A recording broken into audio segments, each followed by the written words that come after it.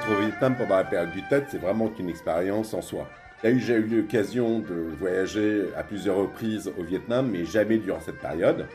Dire que on nous prévient toujours que si on y est en tant que touriste, c'est une période qui est un peu creuse, dans le sens où les commerces, même de première nécessité, peuvent être fermés, et donc cela complexifie le séjour.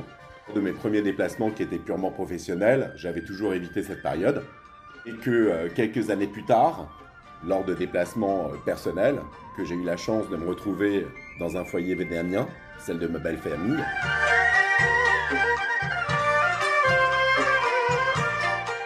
Durant cette période, il y a plusieurs choses qui m'ont marqué, parce que c'est vraiment quelque chose d'exceptionnel. On pense connaître le Vietnam, mais tout change à cette période. L'état d'esprit des gens, les activités sont vraiment très spécifiques comparées au reste de l'année. Parmi les choses qui marquent le plus, c'est bien évidemment tout l'aspect préparatif.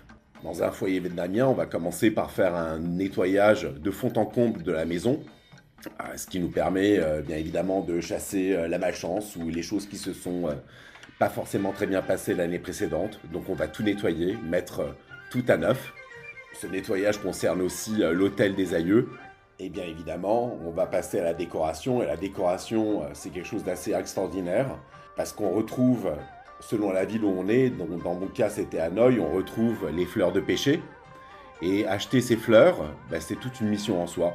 On voit d'ailleurs dans les rues des livreurs en moto, en mobilette, avec sur le siège arrière des pots énormes, gigantesques, donc de fleurs de pêcher, mais aussi de kumquat, ce qui revêt une importance capitale. Donc on est submergé de mobilettes qui sont à vrai dire des arbres mouvants autour de nous, donc des vraies forêts le long des routes, de gens qui déplacent et qui vont livrer ces pots de fleurs. Ensuite, bien sûr, on va barioler les murs, les portes avec des décorations rouges et dorées, qui va bien évidemment apporter la chance, puisque c'est des couleurs qui sont liées à la prospérité et au bonheur. Donc pour réaliser ces courses, comme d'habitude au Vietnam, il faut qu'on aille sur des marchés bien spécifiques. Donc savoir à quel endroit trouver les meilleurs arbres, c'est quelque chose qui se passe de bouche à oreille. Donc parfois il peut nécessiter d'aller faire des courses de très longs trajets pour aller trouver les plus beaux fleurs de pêcher.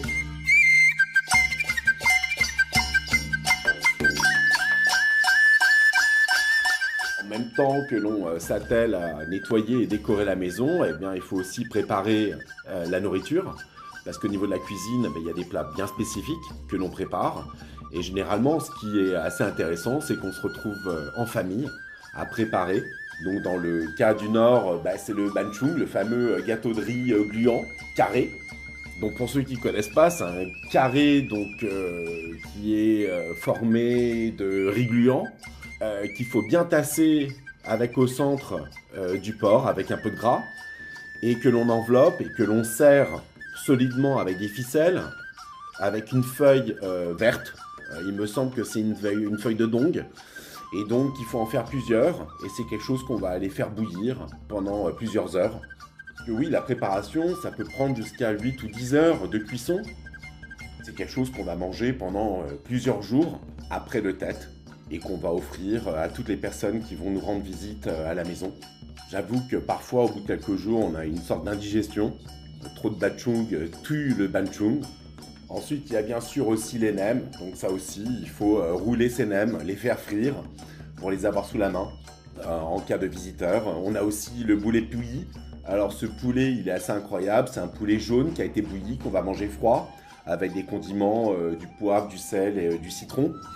Ça peut paraître un peu sans goût, mais ça reste quelque chose d'assez intéressant parce que généralement le poulet est mis en scène. Donc le poulet, on lui laisse la tête malgré la cuisson et ensuite on va le présenter de manière assez décorative avec la tête bien tendue sur le haut. Et parmi les autres plats qu'on va préparer, il y en a certains qui sont aussi partagés avec les ancêtres. Donc on va placer certains de ces plats sur l'autel pour la période du Tet, parce que c'est quelque chose qu'on va fêter aussi avec nos ancêtres, qui sont donc représentés par l'autel que tout domicile contient. Également allumer des cierges et des bougies, de l'encens sur l'autel pendant cette période-là. pour inviter les ancêtres à rejoindre la célébration et donc bénir la famille durant cette période. Donc ça aussi, c'est très intéressant. Donc on a aussi tous les ancêtres qui sont présents. Donc une fois tous les préparatifs finis, finalement vient le jour J.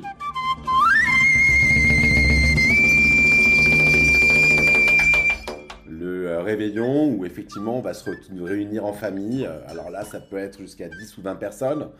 On va tous s'habiller avec des vêtements neufs, vêtements qu'on aura achetés pour l'occasion. Donc on commence l'année tout propre, tout beau, avec nos nouveaux apparats. Donc contrairement en France où on va faire la remise des cadeaux qu'on va placer sous le sapin, que le Père Noël habillé en rouge apporte, eh bien ici, non, ce qu'on échange généralement, ce sont des enveloppes rouges, les fameuses lissi, enveloppes qu'on retrouve également en Chine, et dans lesquelles on va placer de l'argent, généralement de l'argent de poche pour les plus jeunes. Donc cet argent de poche fait office de bénédiction, donc c'est un signe de bonne chance pour la nouvelle année qui va commencer. Donc si on a atteint un certain âge et qu'on a plusieurs neveux ou nièces dans la famille, eh bien généralement l'offre des enveloppes se passe toujours de haut en bas. Les aînés donnent aux cadets cet argent de poche. Donc dès lors qu'une personne vient vous rendre visite, on a toujours des enveloppes sous la main dans lesquelles on aura toujours mis quelques billets pour les offrir. Donc on n'a pas vraiment l'idée d'offrir ou d'acheter des cadeaux enveloppés. Donc là, les enveloppes, c'est ce que l'on offre. Et c'est quelque chose qui est attendu et on se fait toujours remercier. C'est une tradition qui est très intéressante. Grosso modo, au lieu de s'en remettre au Père Noël qui est habillé en rouge, le Père Noël c'est un peu nous. Et ce qu'il y a de rouge, c'est l'enveloppe que l'on donne aux plus jeunes.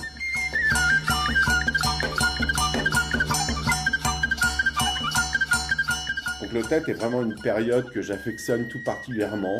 C'est une période très festive, avec beaucoup de joie et une atmosphère très sympathique.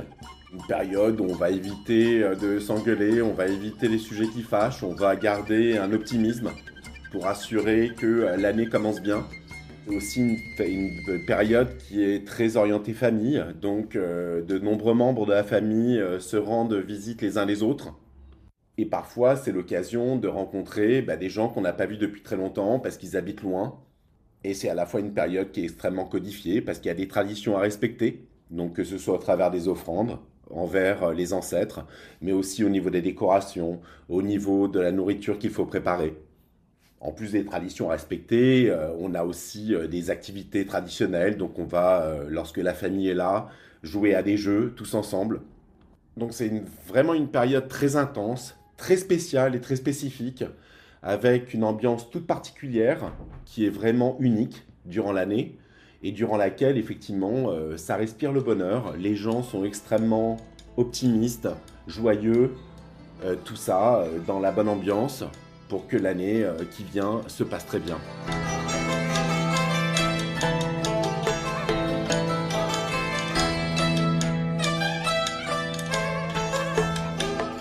Donc je n'ai qu'une envie, c'est d'être très vite à cette période et de pouvoir profiter de mes proches et de mes amis et donc d'être là pour eux et en leur souhaitant tout ce qu'il y a de meilleur pour la nouvelle année.